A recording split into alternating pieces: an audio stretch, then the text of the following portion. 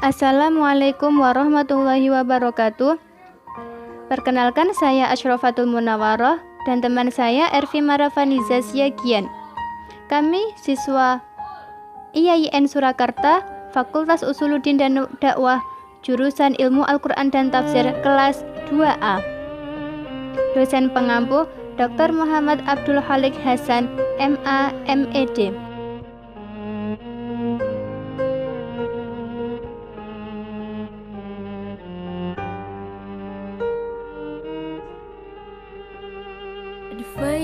Yang pertama, pengertian tafsir. Yang kedua, sumber kesalahan dalam penafsiran. Yang ketiga, faktor-faktor yang menimbulkan perbedaan interpretasi terhadap Al-Quran.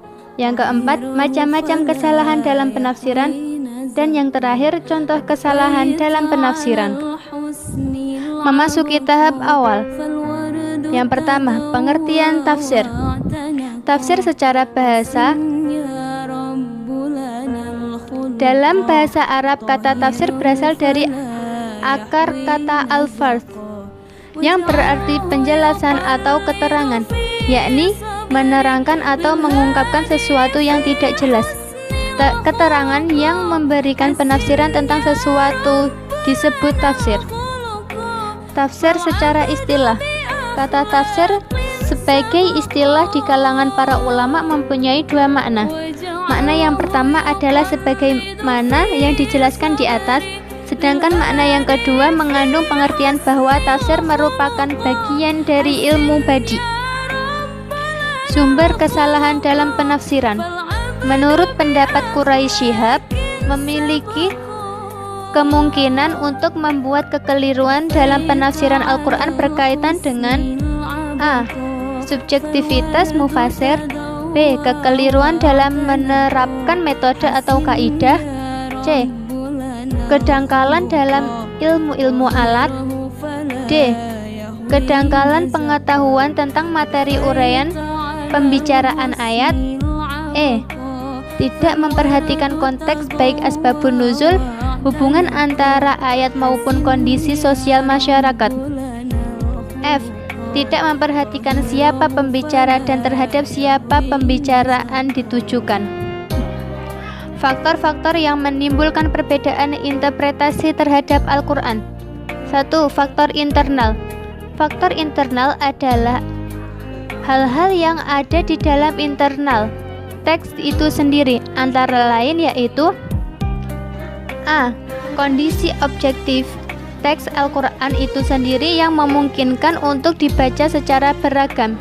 B. Kondisi objektif dari kata-kata dalam Al-Quran yang memang memungkinkan untuk ditafsirkan secara beragam. C. Adanya ambiguitas makna dalam Al-Quran dengan adanya kata-kata mustarak atau bermakna ganda, seperti kata Al-Qur'u terdapat bermakna suci, dapat pula haid. Yang kedua, faktor eksternal.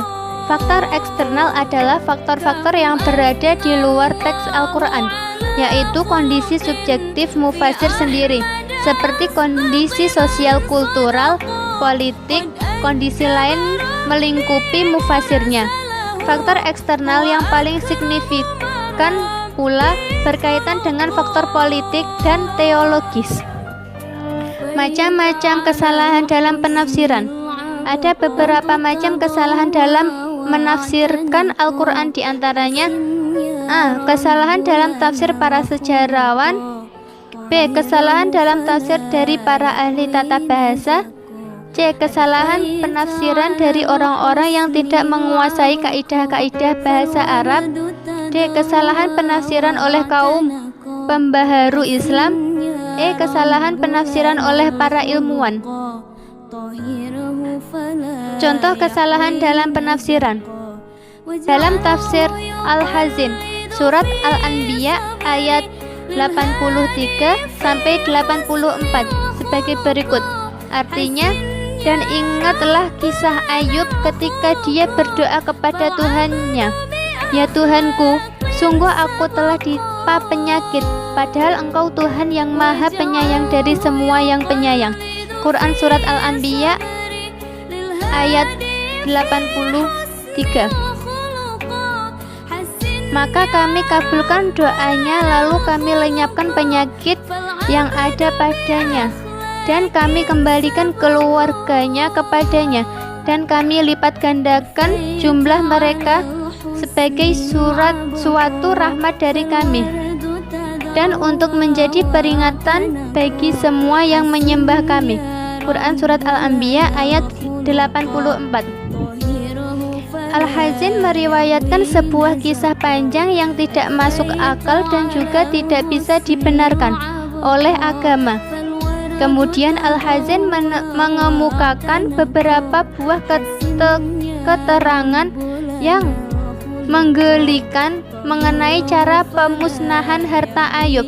Tetapi anehnya, Al-Hazin merampungkan cerita ini tanpa memberikan komentar dan menyatakan kecurigaan akan adanya manipulasi dan kelemahan dalam kisah tersebut. Demikian uraian yang dapat kami jabarkan. Kurang lebihnya kami mohon maaf yang sebesar-besarnya. Wassalamualaikum warahmatullahi wabarakatuh.